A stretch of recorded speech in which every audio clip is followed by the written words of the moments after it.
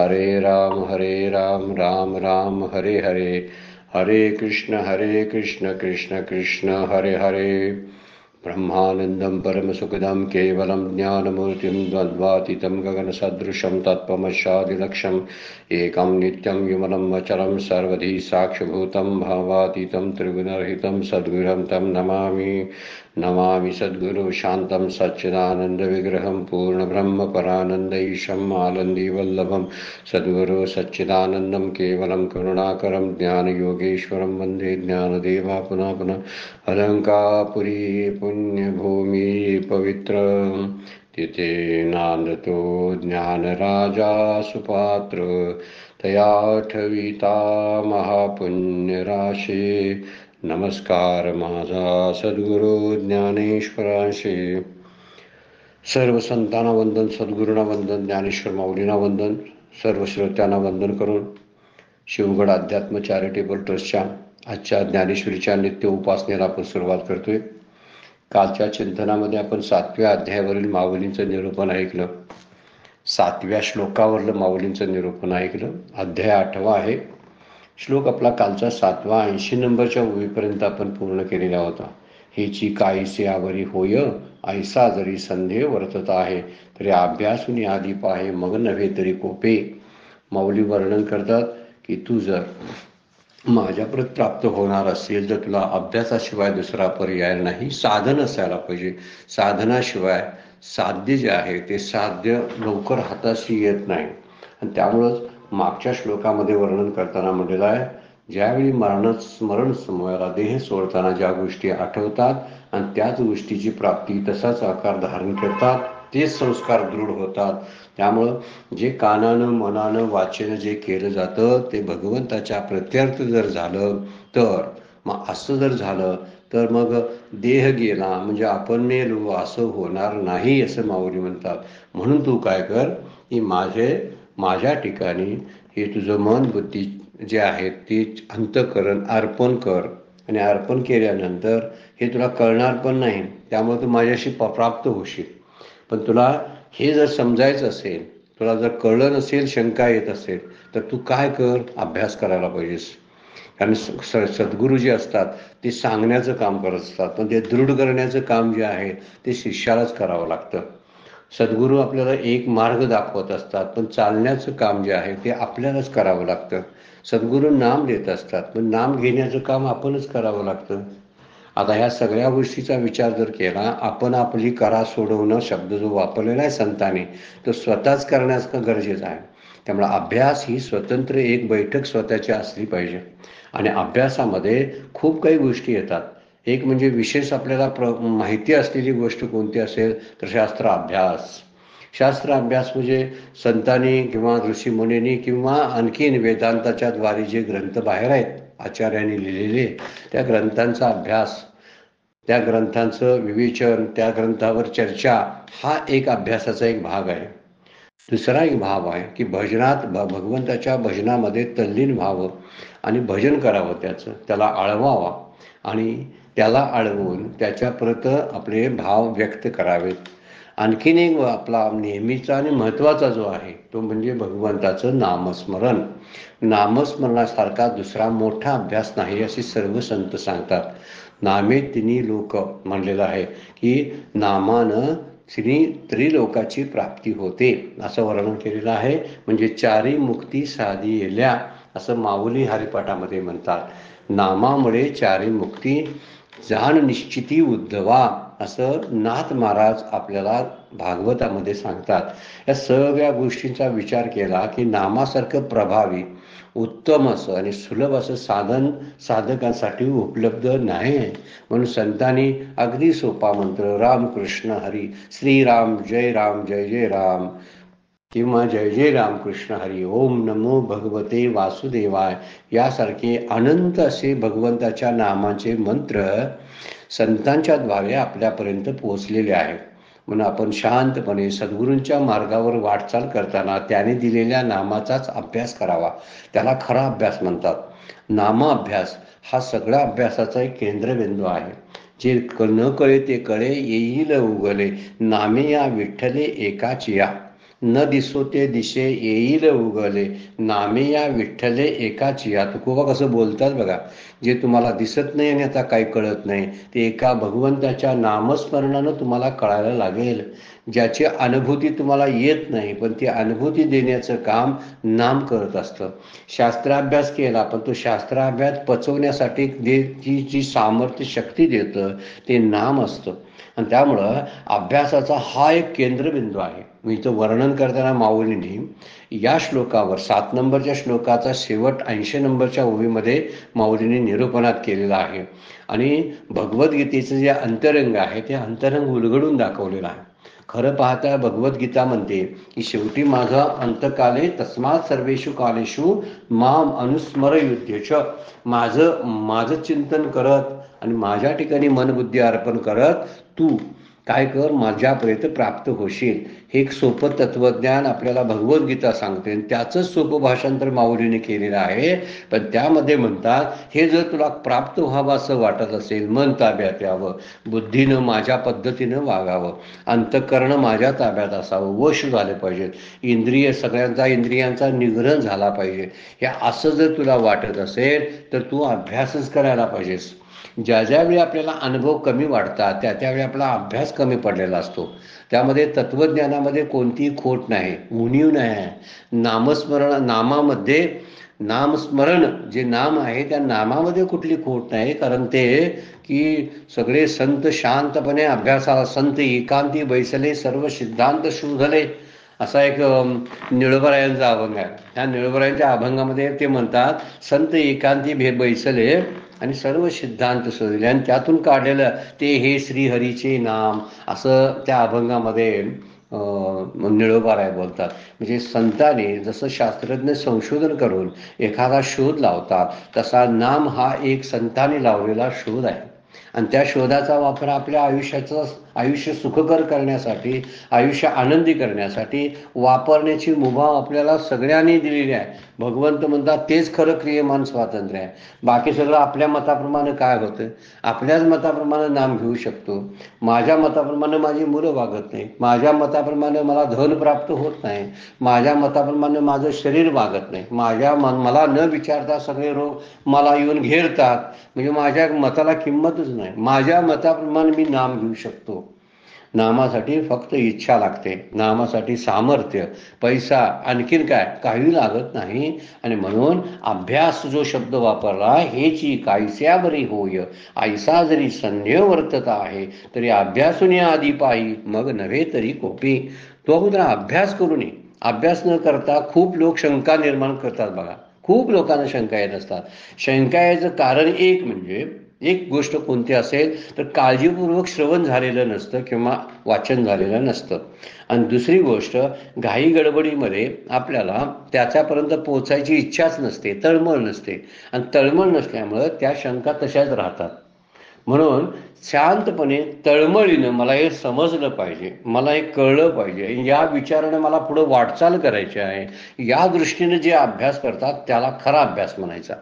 आणि त्या अभ्यासामध्ये माऊली म्हणतात तुला काय जर शंका येत असेल, अजूनही काही शंका येत असेल की मन बुद्धी कसं अर्पण करायचं, चित्त कसं अर्पण करायचं, तर त्याविषयी तुला संदेह जर असेल तर तू अभ्यास कर. अभ्यास कर म्हणजे तुझ्या त्या एकाग्रतेवरती, अनुसंधानावरती खूप वेळ दे. आपण इतर गोष्टीकडे जो वेळ देतो ना तर तो वेळ इकडं आला पाहिजे असं माऊलींचं मत आहे. आपला वेळ वाया जो जातो तो वाचवला तर आपण खूप काही प्राप्त केल्यासारखं आहे. वाया वेळ हा 50% असतो आपल्या रोजच्या जीवनामधला, वाया घालवत असतो आपण. पण वाया घालवणारा काही 50% असेल उपयोगाचा असेल की जो आपल्याला उदरनिर्वाहासाठी वापरावा लागतो किंवा आहे तब्येत सांभाळण्यासाठी, खाण्या जेवण्यासाठी वापरावा लागतो. परंतु उरलेला जो वेळ आहे तो खूप वेळ वाया जातो. गप्पा मारणं, अनेक टी व्हीवरले कार्यक्रम पाहत राहणं किंवा मोबाईलचे रील्स पाहत राहणं, यामध्ये खूप वेळ आपला जात असतो. हा वेळ जर वाचवला आणि भगवंताच्या प्रत्यर्थ जर वापरला तर निश्चितपणाने तो अभ्यास परिपूर्ण होईल आणि नामच आपल्याला एक दिवशी बरोबर ठिकाणी घेऊन जाईल. नामच घेऊन जातं त्या ठिकाणी. म्हणून नाम हे प्रामाणिकपणे असलं पाहिजे. म्हणून वर्णन करताना म्हणलेलं आहे तिथं तू मन बुद्धी साचेशी मागच्या ओळीमध्ये 79 नंबरमध्ये माऊली बोलतात, प्रामाणिकपणानं खऱ्या अर्थानं यथार्थपणे जर तू मन आणि बुद्धी भगवंताच्या प्रत्यर्थ जर वापरलीस तर मातेची गापावशी ही माझी भाग मी शपथपूर्वक सांगतो, तू माझ्यापर्यंतच येशील, अन्य वाटच नाही ना.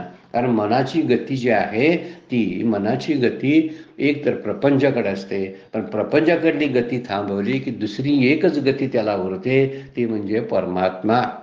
त्यामुळे जगामध्ये दोनच गोष्टी आहेत जर मानल्या तर, द्वेष जर मानायचं झालं तर कोणती?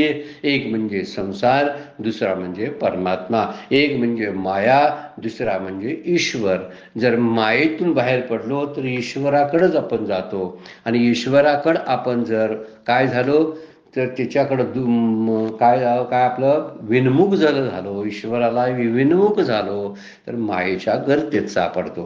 त्यामुळं अभ्यासच इथं आपल्याला असं का होत आहे, आपण स्वतःचा अनुभव तातडीनं तपासून पाहिला पाहिजे. मी असं नाम घेतलं ना तर मला असा अनुभव का आला नाही, तर माझ्या नामामध्ये काय फरक पडतो की काय, शास्त्राला विचारावं, संतांना ग्रंथांना विचारावं, त्यातून आपल्याला उत्तर मिळत जातात. अभ्यास कारण आहे, अभ्यासाशिवाय दुसरा पर्याय नाही साधकांसाठी. आणि त्या अभ्यासामध्ये वेगवेगळ्या छटा आहेत. एक म्हणजे नाम हा नित्याचा अभ्यास आहे, नाम कसं घ्यावं आणि भगवंत कसा आहे याची ओळख शास्त्र आपल्याला करून देतं. सद्गुरू आपल्याला नाम घेण्यासाठी मदत करत असतात. सद्गुरू नामाचं जे फळ आहे ते फळ प्राप्त करून देण्यासाठी सहकार्य करत असतात. म्हणून सद्गुरूंच्यावर प्रेम, नामावर प्रेम, भगवंतावर प्रेम, अशा सगळ्याच गोष्टींचा जर विचार आपण केला त्याला अभ्यास म्हणतात. म्हणून ग्रंथांच्या वरती ग्रंथांचा अभ्यास, संतांच्या वचनांचं काय करणं, आचरण. आणि नंबर 3 भगवंताची उपासना. या 3 गोष्टीच्या द्वारे आपला अभ्यास पूर्ण व्हायला वेळ लागणार नाही. 3च गोष्टी आपल्यासाठी ठेवायच्या. कुठल्या? की मला ग्रंथांचा अभ्यास बघायला पाहिजे, कारण मला समजायला पाहिजे की देव कसा आहे. नंतर संतांना विचारला पाहिजे मी, म्हणजे संतावर माझी श्रद्धा पाहिजे, कारण त्याने ते ग्रंथने शास्त्र लिहून ठेवलेलं आहे. आणि 4थी गोष्ट आहे, त्या भगवंताला प्राप्त करण्यासाठी तोच मार्ग मी आकाळा वा श्रीपती येणे पंथ्यास म्हणतात. कुणाच्या गती? मनोमार्गगती, संतांची संगती मनोमार्गगती, आकाळा वा श्रीपती येणे पंथे. म्हणून अभ्यास सोडून दुसरं काही करणं बरोबर नाही. आणि अभ्यास कोणता? जो ज्या शास्त्रानं किंवा वेदानं सांगितलेला वेदांताला संबंधित असलेला, वेदांताची तत्वज्ञान ज्यामध्ये, वेदांत ज्यामध्ये आहे, वेदांचं तत्वज्ञान ज्यामध्ये विखुरलेलं आहे, असे ग्रंथ. आता फारसा विचार करायची गरज नाही. आम्ही महाराष्ट्रीयन लोकांसाठी जरी पुरेसं आहे की ज्ञानेश्वरी आहे, तुकोबांची गाथा आहे, नाथांचं भागवत आहे, समर्थांचा दासबोध आहे. अजूनच आणि अभ्यास करायचा असेल तर नाथांचे इतर ग्रंथ पण आहेत. ज्ञानेश्वर माऊलींचा अमृतानुभव आहे, समर्थांचा आत्माराम आहे. या इतर ग्रंथांचा अभ्यास करायचा असेल तर करू शकतो आपण. पण आपल्याला एवढीच गोष्ट पुरेशी आहे. आणि त्यात विशेष गोष्ट म्हटलं तर या 4ही ग्रंथापैकी एक ग्रंथ जरी आपण अभ्यासला आयुष्यभर व्यवस्थित, तरीसुद्धा आपल्या शंका शिल्लक राहणार नाहीत. आणि या शंका निर्गुण गेल्या की आपण शांत होतो, निसंशय होतो. इथं तेच वर्णन केलेलं आहे, तू निसंशय होशील, तुला कुठल्याही प्रकारची शंका राहणार नाही. आता शंका आहे म्हणून अभ्यास करायला सांगतोय असं माऊली बोलतात. ठीक आहे, मागची ओवी जी पकडलेली आहे, माऊली काय करतात, पुढील भगवद्गीतेचा जो श्लोक आहे त्या श्लोकाला अशी समर्पक ओवी शेवटची त्यांची असते. म्हणून त्या ओवीला कसा पुढचा श्लोक, अभ्यास योगयुक्तेन चेतसा नान्यगामिना, असा श्लोक आहे. आणि त्यासाठी माऊलीने 80 नंबरची वापरलेली आहे. हेची काहीसी यावरी होय, ऐसा जरी संदेह वर्तता आहे, तरी अभ्यासुनी आधी पाहे, मग नव्हे तरी कोपे. अभ्यास योगयुक्तेन चेतसा न अन्यगामिना, परमपुरुषा दिव्यम याती पार्थान अनुचिंतयेन. वर्णन कसं माऊली भगवंत करतात बघा. अर्जुना, अभ्यास योगयुक्तेन, या अभ्यास या साधनाने युक्त असलेले असा होतो. व अचेतसा न अन्यगामिना, चेतसा म्हणजे तुझं चित्त जे आहे, न अन्य गामिना म्हणजे तू दूर कुठंतरी निघून जाऊ नकोस. दुसरीकडे नको, न अन्यगामिना, म्हणजे अन्य विषयाकडे न जाणाऱ्या चित्तानं तू काय कर, परम पुरुषम दिव्यम याती पार्था अनुचिंतयन, तू चिंतन कर. कशानं? त्या चित्तानं तू कशाचं चिंतन कर, तर परम पुरुषम दिव्यम, म्हणजे अखंड ध्यान असायला पाहिजे की दिव्य अशा मला परम पुरुषाला तू प्राप्त होशील. कशानं प्राप्त होईल म्हणून सांगितलेलं, आता एक साधना दिलेली आहे, अभ्यास. आणि हा अभ्यास कसा पाहिजे, युक्त असला पाहिजे, म्हणजे योग्य असा प्रामाणिक अभ्यास, शास्त्राला पकडून अभ्यास असला पाहिजे. अभ्यास कुठले कुठले आहेत याचा विचार आपण मागच्या वेळी, आता मागच्या चिंतनामध्ये केलेलाच आहे. आणि खरा अभ्यास आहे नाम अभ्यास आणि ध्यान अभ्यास. आपल्याला 3 निष्ठा आपल्या सद्गुरू डॉक्टर काका सांगतात. एक नामनिष्ठा, दुसरी ध्याननिष्ठा, नंतर तिसरी तत्वनिष्ठा. या तिन्ही निष्ठांच्या द्वारे आपला अभ्यास व्यवस्थित पूर्ण होतो. पण या निष्ठा आपण सांभाळतोय का रोजच्या जीवनामध्ये? नाही सांभाळत आपण. कोण आपल्याकडे बघत नाही. आणि आपण केलेल्या साधनेचं जे काय परिवर्तित होणारा जो परिणाम आहे तो काय दृश्य नसतो. त्यामुळे कुणालाच कळत नाही मी साधना करत नाही. मला सांगू शकतोय मात्र मी साधना खूप करतोय, पण साधना मी करत नाही हे कळतच नाही. माझं मलाच माहिती असतं. मला जे अनुभव येत नाहीत किंवा जे अनुभव यायला पाहिजेत ते येत नसल्यामुळं आपल्याला कळायला पाहिजे, कळतं की आपण साधनेमध्ये कुठंतरी कमी पडतो. म्हणून आमच्या सद्गुरूंनी 3च गोष्टी सांगितलेल्या आहेत आणि त्या गोष्टी फार सगळा परमार्थ त्यामध्ये येतो बघा. एक म्हणजे नामनिष्ठा, मनापासून नामनिष्ठा सांभाळली पाहिजे. हा अभ्यास योगयुक्त शब्द वापरला आहे त्यासाठी. निष्ठाला युक्त होणं, युक्त होणं म्हणजे त्याच्याशी स्वतःला जोडून घेणं, आपलं चित्त अभ्यासाशी जोडून घेणं, आपलं चित्त परमपुरुषाशी जोडून घेणं आणि सतत त्याच्या चिंतनामध्ये असणं, असा हा श्लोक त्याचं वर्णन करतो आहे. त्यामुळे नामानं भगवंताशी जोडलं जातं. नाम एक साधन असं आहे की जे दुवा आहे मी आणि भगवंत यांच्यामध्ये, जीव आणि परमात्मा यांच्यामधला दुवा. आणि तो दुवा म्हणजे परमात्म्याची ओळख सांगणारा कोण गोष्ट कोणती असेल तर ते म्हणजे नाम आहे. भगवंत सर्व करता करविता आहे आणि मी फक्त त्याचं अनुकरण करणारा आहे किंवा फक्त माझ्याकडं कर्तव्य करणं, निष्कामतेनं एवढंच बाकी राहतं. दुसरा अधिकार मला नाही. हे नामामुळं आपल्याला कळतं. म्हणून नामनिष्ठा असली पाहिजे. ज्याचं आपण नाम घेतो त्या नामाबरोबर ध्यानही असलं पाहिजे. म्हणजे बोलावा विठ्ठल ज्या आहे त्याबरोबर पहावा विठ्ठल, हा एक ध्यानाची प्रक्रिया सांगितलेली आहे. आणि त्यामुळं त्या ध्यानाच्या प्रक्रियेमधून आपलं मन आणि बुद्धी भगवंताशी एकरूप करता येते, परमात्म्याशी एकरूप करता येते. अशी मनबुद्धी अर्पण करणं म्हणजे जीव अर्पण करणं आहे. त्यामुळे जीवाला त्या परमात्म्याची ओळख करून देण्याचं काम नाम आणि ध्यान करत असतं. आणि शेवटची निष्ठा जी आहे ती तत्वनिष्ठा आहे. तत्वनिष्ठा म्हणजे तत्वज्ञानाचा अगदी सखोल अभ्यास करून आपल्या मनातील ज्या अगदी शास्त्रीय शंका ज्या आहेत त्या शंका घालवणं. म्हणजे मी आत्मा आहे का, काय मी देह आहे, अशी जी शंका आहे ना ती शंका घालवण्याचं काम संताबरोबर शास्त्र सुद्धा करत असतं. त्यामुळे शास्त्राचा गूढ असा असणारा जो अभ्यास आहे तो अभ्यास सुद्धा आपल्याला भगवंतापर्यंत जाण्याचा मार्ग काढून आखून देत असतो. हीच गोष्ट फार महत्वाची आहे. म्हणून आपल्याला जसं एखादा डॉक्टर हवा, डॉक्टराकडून दिलेलं औषध हवं, त्या औषधाचं प्रिस्क्रिप्शन हवं. म्हणजे प्रिस्क्रिप्शन, डॉक्टर आणि ते औषध या सगळ्या गोष्टी एकत्र आल्या की बरोबर होते ना. डॉक्टर म्हणजे सद्गुरू आहेत. ते सद्गुरू आपल्याला काय देतात, नाम देतात. नाम हे औषध आहे आणि नाम हे औषध आहे. तर त्यासाठी प्रिस्क्रिप्शन जे दिलेलं असतं किंवा आपल्या तपासण्या ज्या असतात त्या त्यामधल्या तत्वनिष्ठेतल्या असतात. या सगळ्या गोष्टी जर जुळून आल्या ना तरच आपल्याला मगाशी आपण चिंतनात घेतलं ग्रंथ, संत आणि भगवंत.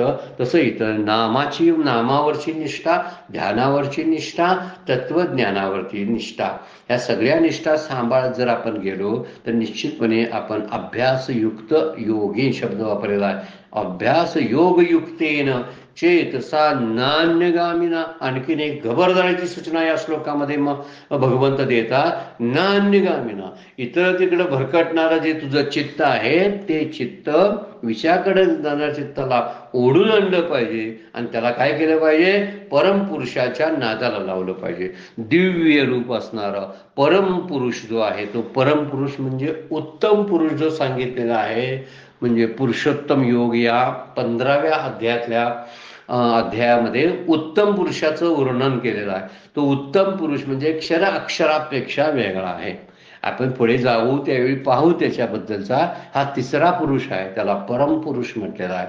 हा परमपुरुष दिव्य आहे आणि त्या परमपुरुषाचं चिंतन पार्था अनुचिंतयेन, त्याचं चिंतन करत करत तू माझ्यापर्यंत ये. ज्याचं चिंतन आपण करतो तसंच आपण बनतो. कित्येक वेळा आपण त्याच्यावर चर्चा केलेली आहे बरं काय. आपण जे जे मनामध्ये धरतो ना तसंच आपण घडत असतं. म्हणून मनामध्ये चांगलं धरावं. माझं नामाला आज खूप वेळ मिळणार आहे, मी शांतपणे नाम घेऊ शकणार आहे. आज सकाळी निश्चय करावा आणि शांतपणे मी आज बसणार आहे, खूप वेळ नाम घेणार आहे, बाहेरचा कुठला हस्तक्षेप माझ्या वाट्यात मध्ये येणार नाही, असं सगळं चिंतन करू शकतो आपण. जसं चिंतन करावं तसं. म्हणून चिंतयेन शब्द वापरलाय. पार्था तू असं परमपुरुषाचं चिंतन अखंड ध्यान करणारा हो साधक. आणि दिव्य अशा मला परमपुरुषाला तो प्राप्त होतो. म्हणून साधकानं अभ्यासानं युक्त व्हावं, युक्त असलेलं, आणि त्या चित्ताला असं तरबेज करावं अभ्यासानं की ते चित्त कुठं बाहेरच जाणार नाही, अशी स्थिती तयार केली पाहिजे. जर गेलं तर कुठं, ज्या ज्या ठिकाणी मन जाये माझे त्या त्या ठिकाणी निजरूप तुझे, मी ठेवितो मस्तक ज्या ठिकाणी तेथे सद्गुरू तुझेच पाय. आता सतत पायाचं भगवंत सद्गुरूंच्या चिंतन असेल तर सतत पायच आठवतील ना. सतत नामाचा अभ्यास करणाऱ्याला त्या मूर्तीच्या ध्यानामध्ये तो मूर्ती आणि नाम दोन्ही नंतर बंद पडतात आणि परमपुरुषाला प्राप्त होतो, जो निराकार, निर्विषय आणि निरवयव, निरतिशय आनंद देणारा आहे, त्यालाच तो प्राप्त होतो. पण साधन काय आहे, नाम हे साधनही आहे आणि साध्य आहे म्हणतात. पण नाम जे आहे, नामनिष्ठा, जी नामनिष्ठा आपण सांभाळली, ध्याननिष्ठा सांभाळली, म्हणून इथं 2 गोष्टी सांगितलेल्या आहेत. ह्यामध्ये ध्यान सांगतात. चित्ताचं चिंतन जो विषय आहे ना, तो चिंतन कशाचं असायला पाहिजे, तर चित्ताच्या ठिकाणी भगवंताला आणून बसवला पाहिजे. चित्तात जर भगवंताला आणायचं असेल तर चित्त किती शुद्ध असायला पाहिजे. पूर्वी म्हणे मग आपल्या स्वातंत्र्याच्या नंतरच्या काळामध्ये इंग्लंडचा राजा कोणतरी एक लॉर्ड आलेला होता. तो म्हणे काशीचा राजा आहे, त्या काशीच्या राजाकडे एक दिवस मुक्कामला राहणार होता.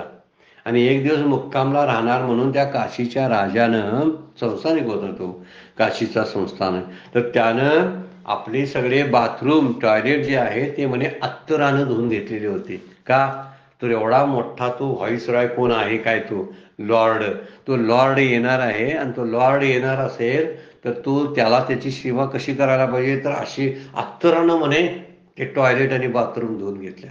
साधं उदाहरण आहे.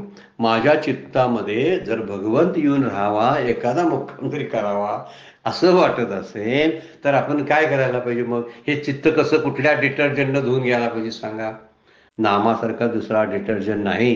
म्हणून सतत मुखामध्ये नाम असावं. सासूनी संसारी पण जीवे वेगू करे, कर्तव्याचा बाब कधीही बंद केलेला नाही. तू युद्ध कर म्हणतात ना, काय बस म्हटले तर अर्जुनाला युद्ध कर म्हणतात, त्याचा अर्थ असोनी संसारी हे युद्ध आहे, जीवे वेगू करी हे चिंतन आहे भगवंताचं. आपण त्याचा विचार जर असा केला शांतपणे ना तर लगेच लक्षात येते आपल्याला की सर्वेषु कालेषु माम अनुस्मर आणि युद्धेच्छ, माझं स्मरण आणि युद्ध दोन्ही गोष्टी चालू ठेव. त्यामुळे युद्धात काय काय घडते ना त्याचे तुला मागं पुढं काही परिणाम भोगावे लागणार नाहीत, कारण तू भगवंताच्या स्मरणामध्ये कर्तव्य करायला लागलास. आणि ज्यांची कर्तव्ये भगवंताच्या स्मरणामध्ये होतात ती कर्तव्ये शास्त्राला अभिप्रेतच अशी होतील, धर्मनीतीला धरूनच असतील जर त्याच्या चिंतनात असेल तर. आणि चिंतन सोडून जर उद्योग जे करत असतील त्याला भगवंत जबाबदार राहत नाहीत. म्हणून भगवंत शपथपूर्वक सांगतात, मी आहे तुझ्या बरोबर, युद्ध कर तू. पण माझं स्मरण करत युद्ध कर. म्हणून इथं हरिपाठामध्ये पहिल्याच अभंगामध्ये ज्ञानेश्वर माऊलींच्या एक ओळ अशी आहे. आता बहुतेक लोकांना हरिपाठ माहिती असेल, पाठ असेल, काहींना वाचत असतील, अभ्यासनासारखा आहे. एक वेदांत परतो ग्रंथ आहे 27 अभंगाचा माऊलींचा. त्यामधली ओळ आहे, देवाची आधारे उभा क्षण भरे तेने मुक्तीचारी साधिल्या. हरिमुखे म्हणा पुण्याची गणना कोण करी. असोनी संसारी जिव्हे वेगू करी. वेदशास्त्र उभारी बाह्या सदा. सगळ्या वेदांनी तेच सांगितलंय की तू काम सोडू नकोस, नाम सोडू नकोस. काम आणि नाम याच द्वारे राम प्राप्त होतो.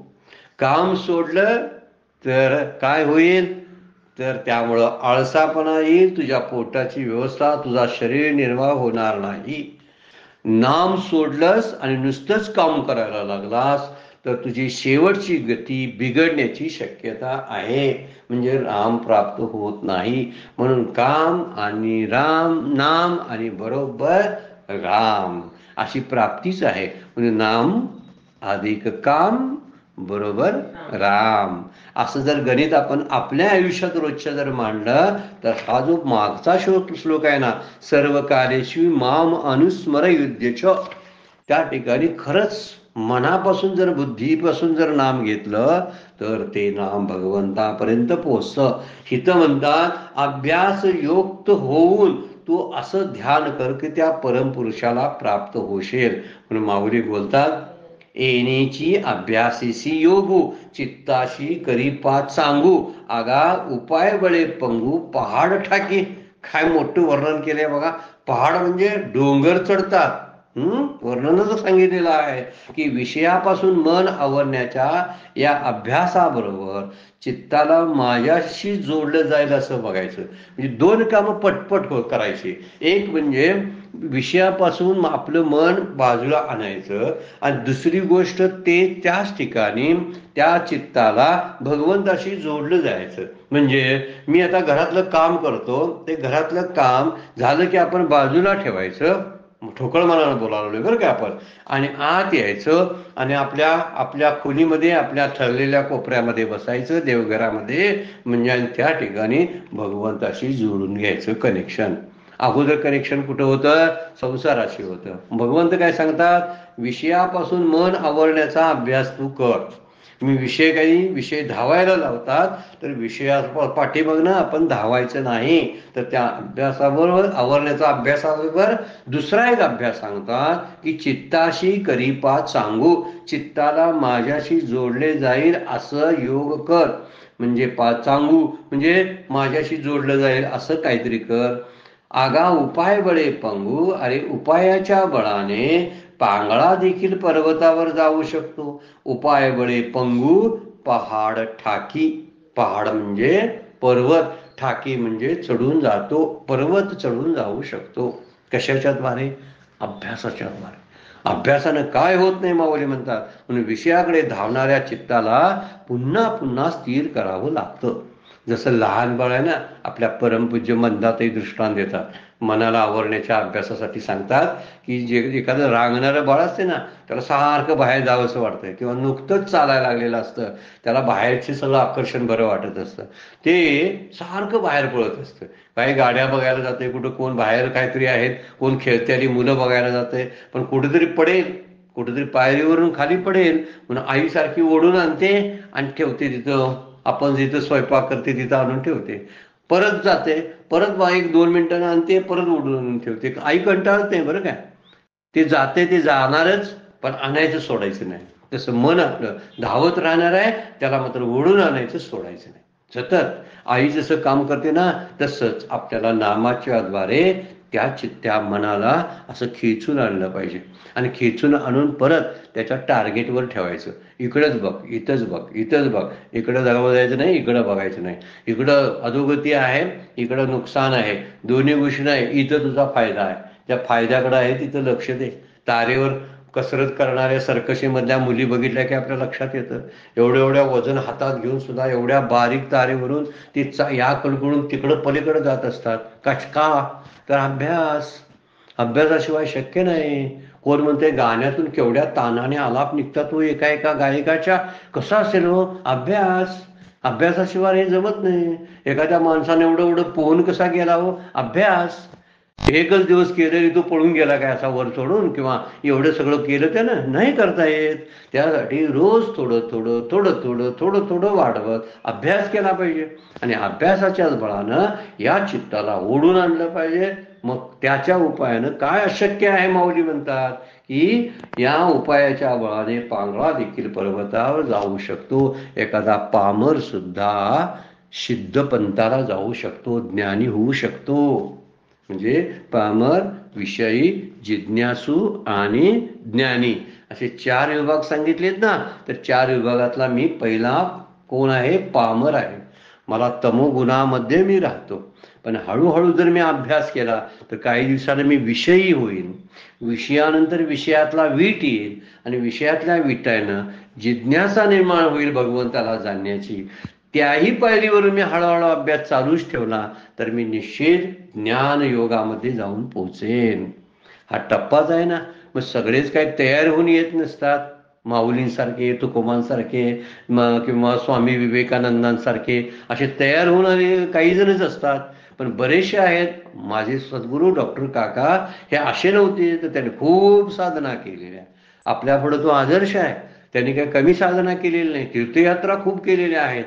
सगळं केले. नामाचं नाम, ध्यान हे सगळ्या प्रक्रिया अभ्यासलेल्या आहेत. म्हणजे हे कष्ट आहे. म्हणून म्हणतात आगा उपाय वळे पंगू, म्हणजे चित्त इतर विषयामध्ये भरकटू देऊ नये. त्यासाठी त्या विषयामध्ये असणारे दोषच दिसले पाहिजेत. किती वाईट आहे ते कळलं पाहिजे. आणि आपण म्हटलं पाहिजे या वाईटाकडे माझं मन जातेच कसं काय. हे घातक आहे तरी ते मला खा म्हणते का, ते मला पहा म्हणते का, हे कशाबद्दल असं वाटतं आपल्याला. म्हणजे विषयातले दोष दिसायला पाहिजे, नश्वरता कळली पाहिजे. म्हणजे ते मन आहे ते नामात एकाग्र होईल. म्हणून जगाचं आकर्षण कमी करण्यासाठी आणि त्यापेक्षा श्रेष्ठ गोष्टीचा अनुभवच आपल्याला यावा लागेल. एखादी श्रेष्ठ गोष्ट दिसली ना तर पाठीमागच्या गोष्टी आपोआप नष्ट व्हायला लागतात. आपल्या बऱ्याचशा संगती आहेत बघा. जुन्या काही संगती लोकांच्या आहेत तुटत तुटत गेल्या का, त्याच्यापेक्षा श्रेष्ठ संगत मिळण्यास त्याची शक्यता आहे आपल्या दृष्टीनं. त्यामुळे दुसरी चांगली संगत मिळाली की मागची कमी दर्जाची संगत आपोआप सुटते. एखादी गोष्ट मिळाली ना आपण तर चांगलं तेच मग आपल्याला आवडायला लागतं. आणि अगोदर आपण जे करत होतो ते कमी दर्जाचं होतं कळायला लागतं. म्हणून काय करायला पाहिजे, हळूहळू आपला प्रवास हा उत्क्रांत होत गेला पाहिजे. म्हणून श्रेष्ठ वस्तूची जर ओढ लागली तर कनिष्ठ वस्तू गौण व्हायला लागतात. गौण व्हायलाच पाहिजे. म्हणून कनिष्ठ गोष्ट कोणती, तर विषयातलं सुख हे कनिष्ठ गोष्ट आहे. प्रपंचाबद्दलचं आकर्षण, लोकांच्या जगाच्या मतामध्ये गुंतून राहून प्रतिक्रिया देत राहणं कनिष्ठ गोष्ट आहे. म्हणून जगाच्या प्रतिक्रियेमध्ये आपण अडकू नये, जगाला आपण प्रतिक्रिया देऊ नये. म्हणजे त्यातून आपण बाहेर पडू. कौटुंबिक आसक्तीतून बाहेर पडलं तरच हे चित्त कुठं स्थिर होईल, भगवंताच्या ठिकाणी. म्हणून खरी गोष्ट कोणती आहे चित्तामध्ये अडचण माहिती आहे काय, तर भूत भविष्याचं चिंतन जे आहे ते विषय भोग जे भोगलेले असतात, जे भोगाविषयी वाटतात त्याचं चिंतन चालू असतं. आणि त्यात रमणारं जे मन आहे ते ब्रह्म अभ्यासामध्ये अडचणी निर्माण करतं. भूत भविष्याचं चिंतन आपल्याला भूतच बनवतं, भूताटकी करतं. का, तर भूतकाळाचं चिंतन का उपयोगाचं आहे का आपल्या दृष्टीनं. मागे जाता येत नाही आपल्याला, मागे जाऊन सुधारणा करता येत नाही. मी असं का वागलो, मी असं वागायला नको पाहिजे, तर काय उपयोग आहे आता बोलून काय त्याबद्दल. आणि त्याचं चिंतन का उपयोग आहे का. दुसरी गोष्ट, मी असं करेन, मी तसं करेन, काय आहे का आज तो उद्या माझ्याकडे आहे का, नाही. त्यामुळं मी उद्या असं करणार आहे आणि उद्या करणार आहे. मग चांगलंच काय असेल तर आत्ताच करणार. हे उद्याचं आपला आनंद पोस्टपोन का करतोय आपण भविष्य काळामध्ये. किंवा बाहेर भोगलेल्या गोष्टीबद्दल भूतकाळाबद्दलचे पश्चाताप असतात. हे पश्चाताप ब्रह्म अभ्यासामध्ये प्रतिबंध करत असतात. मागे झालं आता पुढे काय आहे ते पुढे आपण बघितलं पाहिजे. म्हणजे मागे काय झालं असेल तर झालं, पण पुढे जे आहे ते फार महत्वाची गोष्ट आहे. पुढे जाणारी जी गोष्ट आहे ती महत्वाची आहे. त्यामुळे महत्वाची असल्यामुळं आपल्याला पुढची ओढ पाहिजे. चित्ताला जे म्हणे नान्यगामिना शब्द वापरलेला आहे, दुसरीकडे पुढे जाणारं चित्त जे आहे ते संपवलं पाहिजे असं म्हणतात. मग त्यासाठी त्या विषयाबद्दलचं वैराग्य असायला पाहिजे, त्याचा अभ्यास करायला पाहिजे. अभ्यास योगयुक्तीने शब्द वापरला ना, अभ्यासानं योगयुक्त हो तू, योग हो जळून घे आणि अभ्यासानं तयार राहा. एकदा अभ्यासानं तयार झालास की मग तुझ्यासाठी काही करायला अवघड जाणार नाही. म्हणून त्यासाठी वैराग्य पाहिजे. वैराग्य म्हणजे काय, तर त्या विषयापासून मनाला आवरणं, त्याला वैराग्य म्हणायचं. हे विषय असे आहेत त्यातले दोष पाहणं, विषयात असणारे वाईट दोष जे आहेत ते दोष पाहणे, ते परतंत्र आहेत, ते सातिशी आहेत, ते दुःखरूप आहेत. हे असे जे आहेत ते विषयातले दोष आहेत ना, ते दोष आपण पाहावेत आणि मग परत त्याची ओढ होत नाही. एखादी गोष्ट तू वाईट म्हणून सांगितली आणि कळली तर आपण त्या मार्गाला जात नाही. म्हणून वैराग्य ह्या गोष्टीचं आहे की विषयातली ही पराधीनता कळायला पाहिजे. त्यावेळी तीव्र वैराग्य आणि तीव्र मुमुक्षत्व जर याचा अंगीकाराचा अभ्यास आपण अंगीकार केला असेल तर त्यालाच अभ्यास म्हणतात. तीव्र मुमुक्षत्व, मुमुक्षत्व म्हणजे भगवंताला जाणून घेण्याची तीव्र तळमळ. आणि नंबर 2, दुसरा नंबर कोणता, तर भगवंताला जाणण्याबरोबरच दुसरी आहे की तीव्र वैराग्य, म्हणजे भगवंताला जाणण्यामध्ये अडचणीत ठरणाऱ्या वस्तू विशेष ज्या आहेत, व्यक्ती ज्या आहेत त्यांचा त्याग, याला वैराग्य म्हणतात. भगवंताच्या प्राप्तीमध्ये जी गोष्ट अडथळा बनेल ती मी सोडणार, याला म्हणायचं वैराग्य. आणि दुसरी गोष्ट, भगवंताच्या प्राप्तीसाठी जे जे म्हणून करायला लागेल ते करणार, याला मुमुक्षत्व म्हणायचं. आता या वैराग्यामध्ये आणि मुमुक्षामध्ये विवेकाचा विचार सुद्धा आहे. तो विवेक सांभाळून ती गोष्टी कराव्या लागतील. म्हणून जेव्हा असं तीव्र वैराग्य मुमुक्षत्व असेल आणि त्यानुसार वाटचाल असेल तर त्याला अभ्यास म्हणतात. यासाठी काय करावं, भगवंताला आवड करावी. नाम घेताना मला नामात लक्ष लागत नाही, भगवंता तूच सहकार्य कर असं म्हटलं पाहिजे. जर असं जर म्हणायला लागलं तर निश्चितपणाने आपलीच तयारी होईल, आपलीच आपोआप तयारी आपली होईल. पण आपण ते तसं करतच नाही. भगवंताला मत्तीला घ्यावा, सद्गुरूनं मत्तीला घ्यावा आणि हाच अभ्यास जो आहे तो एकदा आपल्याला त्या दिव्य परमपुरुषाची गाठ घालून देईल. परमपुरुष आणि दिव्य पुरुष शब्द वापरलेला आहे श्लोकामध्ये, त्याचाच विचार आपण म्हटला होता. म्हणून अभ्यास ज्याला आपण म्हणतो की कल्पनेतून आपल्याला बाहेर काढून जो वास्तवात आणतो ना, त्याला अभ्यास म्हणतात. म्हणून चित्ताला अभ्यास दिला पाहिजे.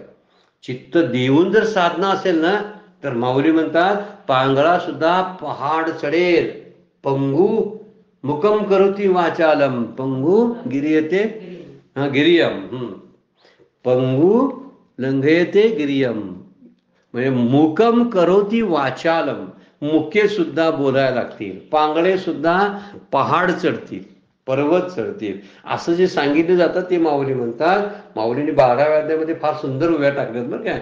अभ्यास योग युक्तेनं या श्लोकावरती बोलताना ते म्हणतात की पै अभ्यासाची निबळे एका गती अंतराळे. अरे अंतराळामध्ये जाऊ शकतात अभ्यासाच्या द्वारावर. व्याघ्र सर्प प्रांजळे केली एकी. व्याघ्र म्हणजे वाघाला आपलेसं केलं, सापाला आपलेसं केली. बघायला आपल्याला उदाहरणं खूप आहेत. असे ऋषीमुनी संत आपण बघितले की ज्यांच्याजवळ वाघ बसायला उठायला पाहुण्यासारखा यायचा, गप्पा मारत बसायचे ते, किंवा साप सुद्धा त्यांच्या अवतीभोवती खेळायचे. तुकोबांच्या अंगा खांद्यावर चिमण्या कावळे बसलेले असायचे ते अभंग म्हणत असताना.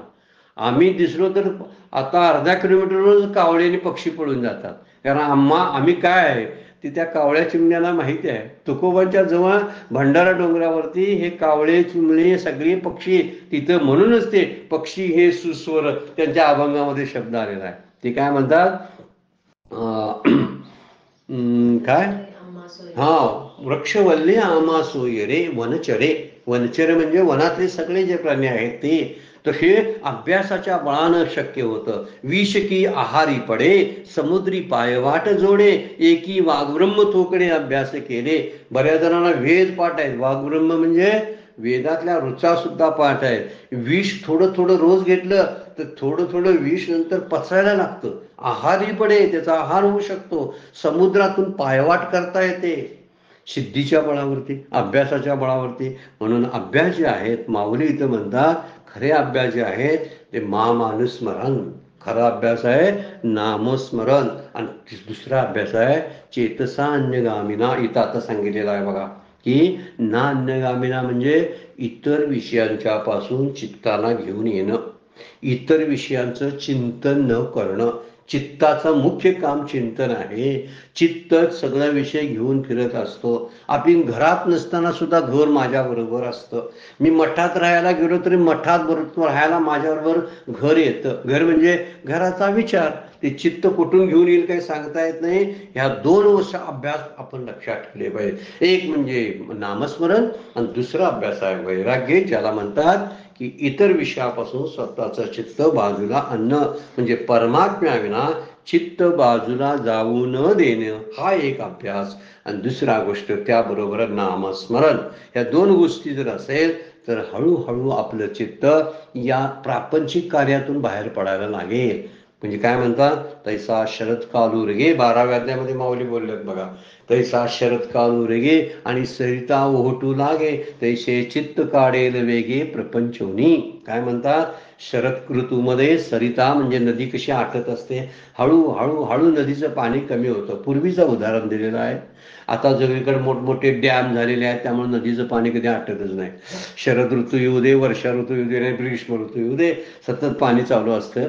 आता ही गोष्ट आपल्याला अनुभवातली आहे. पण जिथं जिथं पाण्याचा डॅम वगैरे नाही तिथल्या लोकांना माहीत असेल की शरद ऋतूमध्ये हळूहळू ही सरिता ओहोटू लागते. म्हणजे जानेवारीमध्ये, डिसेंबर जानेवारीमध्ये सगळं पाणी हळूहळू हळू कमी होऊ लागतं. तसं चित्त काढेन वेगे प्रपंचोनी, तसं तू हळूहळू तुझं प्रपंचातलं चित्त काढून दे. दुर्लक्ष करायला चालू कर.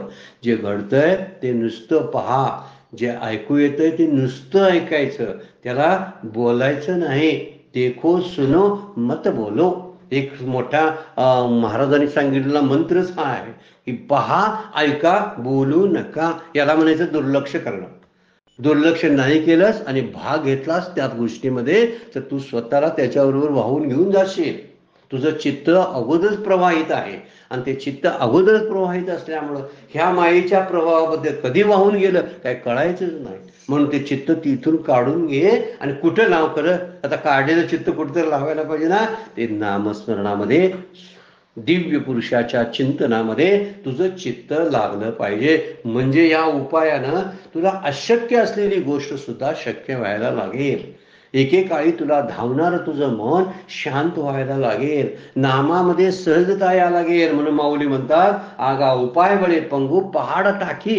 पहाड सुद्धा चढतात ना अशा उपायामुळं, या अभ्यासामुळं तुला ह्या सगळ्या गोष्टी प्राप्त होतील. वेळ संपलेले, आपल्याला थांबावं लागतं. आजची सेवा सद्गुरूंच्या चरणी, भगवान ज्ञानेश्वरांच्या चरणी अर्पण करूया आणि विराम घेऊया. पुंडलीक वरदा हरी विठ्ठल, श्री ज्ञानदेव तुकाराम, श्री ज्ञानेश्वर माऊली. विठ्ठल विठ्ठल विठ्ठल विठ्ठल विठ्ठल विठ्ठल.